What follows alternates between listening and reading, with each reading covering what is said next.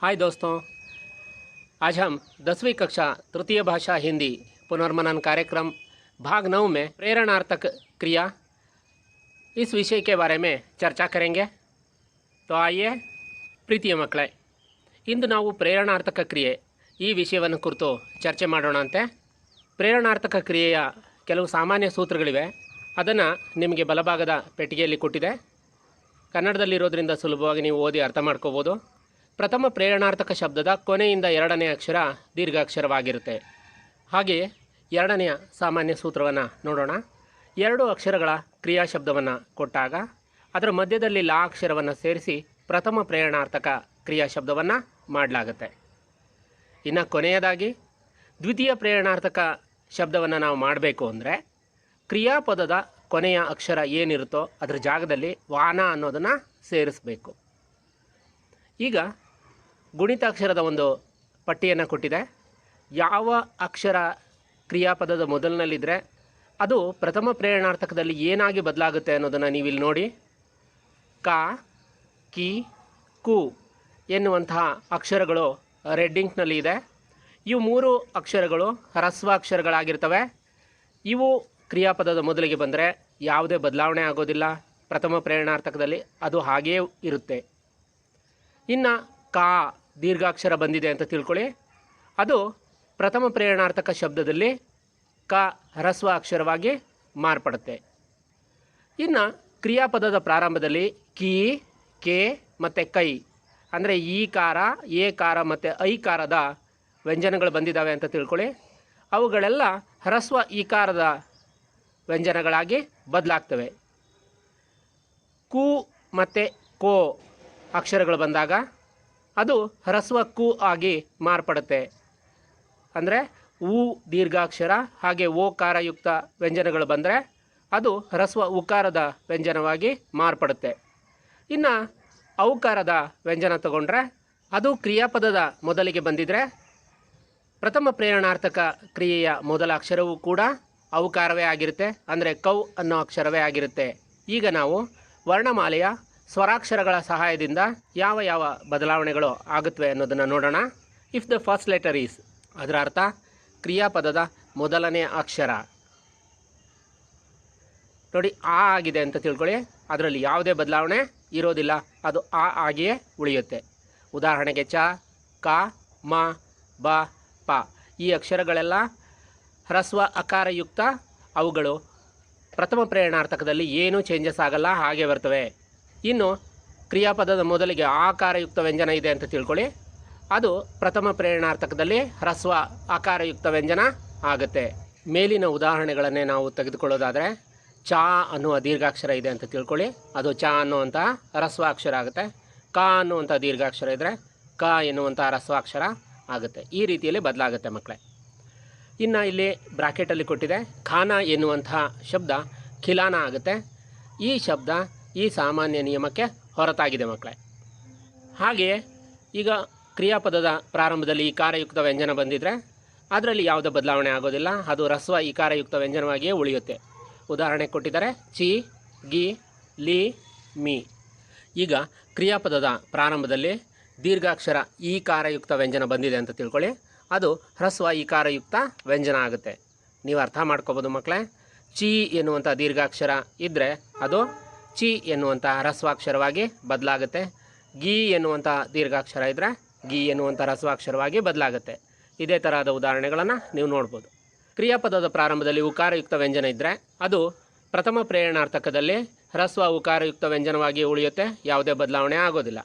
ಉದಾಹರಣೆಗೆ ಸು, ಲು, ಚು ಇಂಥ ಅಕ್ಷರಗಳು ಕ್ರಿಯಾಪದದ ಪ್ರಾರಂಭದಲ್ಲಿದ್ದರೆ ಪ್ರಥಮ ಪ್ರೇರಣಾರ್ಥಕದಲ್ಲೂ ಅದೇ ಇರುತ್ತೆ. ಈಗ ಕ್ರಿಯಾಪದದ ಪ್ರಾರಂಭದಲ್ಲಿ ಊಕಾರಯುಕ್ತ ವ್ಯಂಜನಗಳು ಅಂದರೆ ದೀರ್ಘ ಊಕಾರ ಬಂದಿದೆ ಅಂತ ತಿಳ್ಕೊಳ್ಳಿ. ಅದು ಹ್ರಸ್ವ ಉಕಾರವಾಗಿ ಬದಲಾಗುತ್ತೆ. ಸು ಎನ್ನುವಂಥ ದೀರ್ಘಾಕ್ಷರ ಬಂದಿದ್ದರೆ ಸು ಎನ್ನುವಂಥ ಹ್ರಸ್ವಾಕ್ಷರ, ಲು ಎನ್ನುವಂತಹ ದೀರ್ಘಾಕ್ಷರ ಬಂದಿದ್ದರೆ ಲು ಎನ್ನುವಂಥ ಹ್ರಸ್ವಾಕ್ಷರ ಈ ರೀತಿಯಲ್ಲಿ ಬದಲಾಗುತ್ತೆ.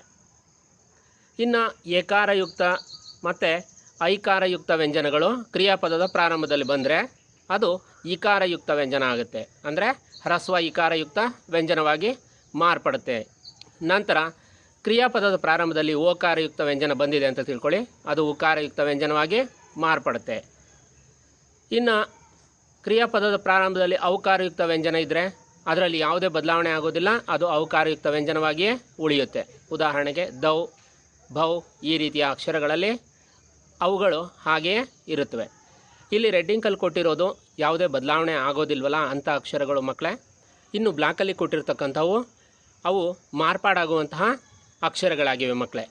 ಇವು ಪ್ರೇರಣಾರ್ಥಕ ಕ್ರಿಯಾ ಶಬ್ದವನ್ನು ಮಾಡುವಂತಹ ಕೆಲವು ಸಾಮಾನ್ಯ ಸೂತ್ರಗಳಾಗಿವೆ ಮಕ್ಕಳೇ. ಇವನ್ನು ತಾವು ನೆನಪಲ್ಲಿಟ್ಕೊಂಡು ಪ್ರೇರಣಾರ್ಥಕ ಕ್ರಿಯಾ ಶಬ್ದಗಳನ್ನು ಮಾಡ್ಬೋದು. ಈಗ ಕೆಲವು ಉದಾಹರಣೆಗಳನ್ನು ನಾವು ಪ್ರಥಮ ಪ್ರೇರಣಾರ್ಥಕದಲ್ಲಿ ಯಾವ ರೀತಿ ಬದಲಾಗುತ್ತೆ ಅನ್ನೋದನ್ನು ನೋಡೋಣ. ಚಲನ, ಚಲಾನ. ಮೊದಲನೇ ಅಕ್ಷರ ನೋಡಿ ಚ ಇದೆ, ಅದರಲ್ಲಿ ಯಾವುದೇ ಬದಲಾವಣೆ ಆಗಿಲ್ಲ, ಚ ಆಗಿಯೇ ಉಳಿದಿದೆ. ಕೊನೆಯಿಂದ ಎರಡನೇ ಅಕ್ಷರಕ್ಕೆ ದೀರ್ಘಾಕ್ಷರ ಬಂದಿದೆ. ಸೊ ಎರಡು ಸೂತ್ರಗಳು ಇಲ್ಲಿ ಅಪ್ಲೈ ಆಗಿದೆ ಅಂತ ನಿಮಗೆ ಗೊತ್ತಾಗಿದೆ ಅಲ್ವಾ. ಈಗ ನಾವು ಓದ್ತಾ ಹೋಗೋಣ. ಹಾಗೆಯೇ ಜಗ್ನ, ಜಗಾನ, ಕರ್ನ, ಕರಾನ, ಬನನ, ಬನಾನ, ಪಢನ, ಪಢಾನ, ಲಗ್ನ, ಲಗಾನ, ಹಸ್ನ, ಹಸಾನ, ಟಹರ್ನ, ಟಹರಾನ, ಪಹನನ, ಪಹನಾನ. ಹಾಗಾದರೆ ನಾವೀಗ ಕ್ರಿಯಾಪದ ನೋಡಿದ್ವಿ, ಪ್ರಥಮ ಪ್ರೇರಣಾರ್ಥಕ ನೋಡಿದ್ವಿ. ದ್ವಿತೀಯ ಪ್ರೇರಣಾರ್ಥಕವನ್ನು ಜೊತೆಯಲ್ಲಿ ಓದಿದ್ರೆ ಹೇಗಿರುತ್ತೆ ನೋಡೋಣ. ಚಲನ, ಚಲಾನ, ಚಲ್ವಾನ, ಜಗ್ನ, ಜಗಾನ, ಜಗವಾನ, ಕರ್ನ, ಕರಾನ, ಕರ್ವಾನ, ಬನನ, ಬನಾನ, ಬನ್ವಾನ, ಪಢನ, ಪಢಾನ, ಪಢವಾನ, ಲಗ್ನ, ಲಗಾನ, ಲಗವಾನ, ಹಸ್ನ, ಹಸಾನ, ಹಸ್ವಾನ, ಟಹರ್ನ, ಟಹರಾನ, ಟಹರ್ವಾನ, ಪಹನನ, ಪಹನಾನ, ಪಹನ್ವಾನ, ಚಿಪಕ್ನ, ಚಿಪ್ಕಾನ, ಗಿರ್ನ, ಗಿರಾನ, लिखना, लिखाना, मिलना, मिलाना, उड़ना, उड़ाना, उठना, उठाना, उतरना, उतराना, सुनना, सुनाना. ಈ ಎಲ್ಲ ಶಬ್ದಗಳಲ್ಲಿ ಕ್ರಿಯಾಪದದ ಪ್ರಾರಂಭದಲ್ಲಿ ಹ್ರಸ್ವ ಇಕಾರ ಮತ್ತು ಹ್ರಸ್ವ ಉಕಾರ ಅಕ್ಷರಗಳಿರುವುದನ್ನು ನೋಡ್ತೇವೆ. ಅವು ಯಾವುದೇ ಬದಲಾವಣೆ ಆಗದೆ ಪ್ರಥಮ ಪ್ರೇರಣಾರ್ಥಕದಲ್ಲಿ ಹಾಗೆ ಬಂದಿದೆ ಮಕ್ಕಳೇ. ಈಗ ಈ ಶಬ್ದಗಳನ್ನು ನಾವು ಒಟ್ಟಾಗಿ ಅಭ್ಯಾಸ ಮಾಡೋಣಂತೆ. ಚಿಪಕ್ನ, ಚಿಪ್ಕಾನ, ಚಿಪಕ್ವಾನ, ಗಿರ್ನ, ಗಿರಾನ, ಗಿರ್ವಾನ, ಲಿಖ್ನ, ಲಿಖಾನ, ಲಿಖ್ವಾನ, ಮಿಲ್ನ, ಮಿಲಾನ, ಮಿಲ್ವಾನ, ಹಾಗೆ ಉಡ್ನ, ಉಡಾನ, ಉಡ್ವಾನ, ಉಠ್ನ, ಉಠಾನ, ಉಠ್ವಾನ, ಉತರ್ನ, ಉತರಾನ, ಉತರ್ವಾನ, ಸುನನ, ಸುನಾನ, ಸುನ್ವಾನ. ಇಲ್ಲಿ ನೋಡಿ, ಮಾರ್ನ, ಮರಾನ. ಮೊದಲನೇ ಅಕ್ಷರ ದೀರ್ಘಾಕ್ಷರವಾಗಿದೆ, ಅದು ಹ್ರಸ್ವ ಅಕ್ಷರವಾಗಿ ಪ್ರೇರಣಾರ್ಥಕದಲ್ಲಿ ಬದಲಾವಣೆ ಆಗಿರೋದನ್ನು ನೋಡ್ಬೋದು. ಡಾಲ್ನ, ಡಲಾನ, ಜಾಗ್ನ, ಜಗಾನ, ಮಾಂಗ್ನ, ಮಗಾನ, ಬಾಂಟ್ನ, ಬಟಾನ, ಮಾಂಜ್ನ, ಮಜಾನ, ಜಾಂಚ್ನ, ಜಚಾನ. ಎಲ್ಲ ಅಕ್ಷರಗಳಲ್ಲೂ ಅವು ದೀರ್ಘಾಕ್ಷರಗಳು ಏನಿದ್ದಾವೆ ಅವೆಲ್ಲ ಹ್ರಸ್ವಾಕ್ಷರಗಳಾಗಿ ಬದಲಾವಣೆ ಆಗಿದೆ. ಕೊನೆಯಿಂದ ಎರಡನೇ ಅಕ್ಷರಕ್ಕೆ ದೀರ್ಘಾಕ್ಷರ ಬಂದಿದೆ. ಒಟ್ಟಾಗಿ ಓದೋಣಂತೆ. ಮಾರ್ನ, ಮರಾನ, ಮರ್ವಾನ, ಡಾಲ್ನ, ಡಲಾನ, ಡಲ್ವಾನ, ಜಾಗ್ನ, ಜಗಾನ, ಜಗ್ವಾನ, ಮಾಂಗ್ನ, ಮಗಾನ, ಮಂಗ್ವಾನ, ಬಾಂಟ್ನ, ಬಟಾನ, ಬಟವಾನ, ಮಾಂಜ್ನ, ಮಜಾನ, ಮಂಜ್ವಾನ, ಜಾಂಚ್ನ, ಜಚಾನ, ಜಚ್ವಾನ. ಇದರಲ್ಲಿ ನೋಡಿ, ಖಾನ, ಖಿಲಾನ. ಇದು ಸಾಮಾನ್ಯ ನಿಯಮಕ್ಕೆ ಹೊರತಾಗಿರುವಂತಹದ್ದು. ಒಟ್ಟಾಗಿ ಓದುವುದಾದರೆ ಖಾನ, ಖಿಲಾನ, ಖಿಲ್ವಾನ. ಈಗ ಕೆಲವು ಶಬ್ದಗಳನ್ನು ಮತ್ತೆ ನೋಡೋಣ. ಸೀಖ್ನ, ಸಿಖಾನ. ಮೊದಲನೇ ಅಕ್ಷರ ದೀರ್ಘಾಕ್ಷರವಾಗಿದೆ, ಅದು ಹ್ರಸ್ವಾಕ್ಷರವಾಗಿ ಬದಲಾಗಿದೆ. ಕೊನೆಯಿಂದ ಎರಡನೇ ಅಕ್ಷರಕ್ಕೆ ದೀರ್ಘ ಬಂದಿದೆ, ಇಳಿ ಬಂದಿರೋದನ್ನು ನೀವು ನೋಡ್ಬೋದು. ಜೀತ್ನ, ಜಿತಾನ, ಪೀನ, ಪಿಲಾನ, ಸೀನ, ಸಿಲಾನ. ಒಟ್ಟಾಗಿ ಓದುವುದಾದರೆ ಸೀಖ್ನ, ಸಿಖಾನ, ಸಿಖ್ವಾನ, ಜೀತ್ನ, ಜಿತಾನ, ಜಿತ್ವಾನ, ಪೀನ, ಪಿಲಾನ, ಪಿಲ್ವಾನ, ಸೀನ, ಸಿಲಾನ, ಸಿಲ್ವಾನ ಆಗುತ್ತೆ ಮಕ್ಕಳೇ. ಇದರಲ್ಲಿ ಗಮನಿಸಿ, ಡೂಬ್ನ ಡುಬಾನ, ಸೂಕ್ನ ಸುಖಾನ, ಎರಡರಲ್ಲೂ ಕೂಡ ಪ್ರಾರಂಭದಲ್ಲಿ ದೀರ್ಘಾಕ್ಷರ ಬಂದಿದೆ ಕ್ರಿಯಾಪದದಲ್ಲಿ. ಅದು ಪ್ರಥಮ ಪ್ರೇರಣಾರ್ಥಕದಲ್ಲಿ ಹ್ರಸ್ವಾಕ್ಷರವಾಗಿದೆ. ಒಟ್ಟಾಗಿ ಓದುವುದಾದರೆ ಡೂಬ್ನ ಡುಬಾನ ಡುಬ್ವಾನ, ಸೂಕ್ನ ಸುಖಾನ ಸುಖವಾನ ಆಗುತ್ತೆ. ಇಲ್ಲಿ ಗಮನಿಸಿ, ಖೇಲ್ನ ಖಿಲಾನ, ದೇಖ್ನ ದಿಖಾನ, ಭೇಜ್ನ ಭಿಜಾನ, ದೇನ ದಿಲಾನ.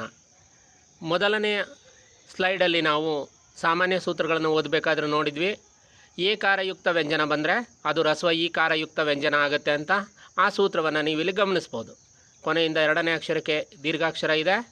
ಹಾಗೆ ಎರಡೂ ಅಕ್ಷರದ ಕ್ರಿಯಾಪದ ಬಂದರೆ ಅದನ್ನು ಮಧ್ಯದಲ್ಲಿ ಲಾ ಸೇರಿಸಿ 3 ಅಕ್ಷರದ ಪ್ರಥಮ ಪ್ರೇರಣಾರ್ಥಕ ಕ್ರಿಯೆಯನ್ನು ಮಾಡಿರುವುದನ್ನು ನಾವು ಗಮನಿಸ್ಬೋದು. ಒಟ್ಟಾಗಿ ಓದೋಣ. ಖೇಲ್ನ ಖಿಲಾನ ಖಿಲ್ವಾನ, ದೇಖ್ನ ದಿಖಾನ ದಿಖ್ವಾನ, ಭೇಜ್ನ ಭಿಜಾನ ಭಿಜ್ವಾನ, ದೇನ ದಿಲಾನ ದಿಲ್ವಾನ. ಈ 2 ಶಬ್ದಗಳನ್ನು ನೋಡಿ ಮಕ್ಕಳೇ. ಬೈಟ್ನ ಬಿಠಾನ, ತೈರ್ನ ತಿರಾನ. ಕ್ರಿಯಾಪದದ ಪ್ರಾರಂಭದಲ್ಲಿ ಐಕಾರಯುಕ್ತ ವ್ಯಂಜನ ಇದೆ. ಅದು ಪ್ರಥಮ ಪ್ರೇರಣಾರ್ಥಕದಲ್ಲಿ ಹ್ರಸ್ವ ಈಕಾರಯುಕ್ತ ವ್ಯಂಜನ ಆಗುತ್ತೆ. ಕೊನೆಯಿಂದ ಎರಡನೇ ಅಕ್ಷರಕ್ಕೆ ದೀರ್ಘ ಇದೆ. ಒಟ್ಟಾಗಿ ಈಗ ಓದೋಣ ಅಂತೆ ಮಕ್ಕಳೇ. ಬೈಠ್ನ ಬಿಠಾನ ಬಿಠ್ವಾನ, ತೈರ್ನ ತಿರಾನ ತಿರ್ವಾನ. ಮತ್ತಷ್ಟು ಉದಾಹರಣೆಗಳನ್ನು ಈಗ ನಾವು ಗಮನಿಸೋಣ ಅಂತೆ. ಸೋನ ಸುಲಾನ, ರೋನ ರುಲಾನ, ಧೋನ ಧುಲಾನ, ಖೋಲ್ನ ಖುಲಾನ, ಓಢ್ನ ಉಢಾನ. ಈ ಎಲ್ಲ ಶಬ್ದಗಳನ್ನು ನಾವು ಗಮನಿಸಿದಾಗ ಕ್ರಿಯಾ ಶಬ್ದದ ಮೊದಲನೆಯ ಅಕ್ಷರ ಓಕಾರಯುಕ್ತ ವ್ಯಂಜನವಾಗಿದೆ. ಅದು ಪ್ರಥಮ ಪ್ರೇರಣಾರ್ಥಕ ಕ್ರಿಯೆಯಲ್ಲಿ ಉಕಾರಯುಕ್ತ ವ್ಯಂಜನ ಆಗಿರೋದನ್ನು ನಾವು ಗಮನಿಸ್ಬೋದು.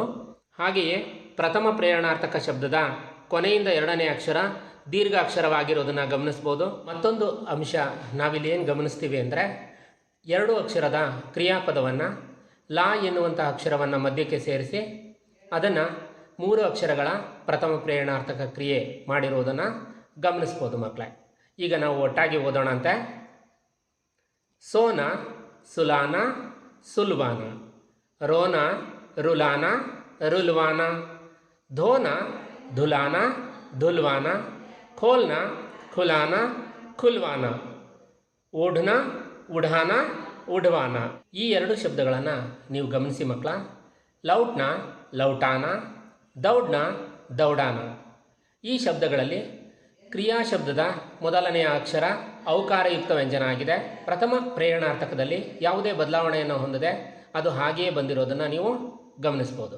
ಈಗ ನಾವು ಅವುಗಳನ್ನು ಒಟ್ಟಾಗಿ ಅಭ್ಯಾಸ ಮಾಡೋಣಂತೆ ದ್ವಿತೀಯ ಪ್ರೇರಣಾರ್ಥಕ ಕ್ರಿಯೆಯೊಂದಿಗೆ. ಲೌಟ್ನ ಲೌಟಾನ ಲೌಟ್ವಾನ, ದೌಡ್ನ ದೌಡಾನ ದೌಡ್ವಾನ. ಹೀಗೆ ಕೆಲವು ಸಾಮಾನ್ಯ ಸೂತ್ರಗಳು ಪ್ರಥಮ ಪ್ರೇರಣಾರ್ಥಕ ಕ್ರಿಯಾ ಶಬ್ದವನ್ನು ಮಾಡುವುದರಲ್ಲಿ ಅನ್ವಯ ಆಗೋದನ್ನು ಗಮನಿಸ್ತೇವೆ. ಇವುಗಳನ್ನು ತಾವು ನೆನಪಿನಲ್ಲಿಟ್ಕೊಂಡು ಪ್ರಥಮ ಪ್ರೇರಣಾರ್ಥಕ ಕ್ರಿಯಾ ಶಬ್ದಕ್ಕೆ ಕೇಳಲಾಗುವಂತಹ ಪ್ರಶ್ನೆಗೆ ಉತ್ತರಿಸಿ ಆ 1 ಅಂಕವನ್ನು ತಾವು ಪಡಿಬೇಕು ಅಂತ ಆಶಿಸ್ತೇನೆ ಮಕ್ಕಳೇ. ಧನ್ಯವಾದಗಳು.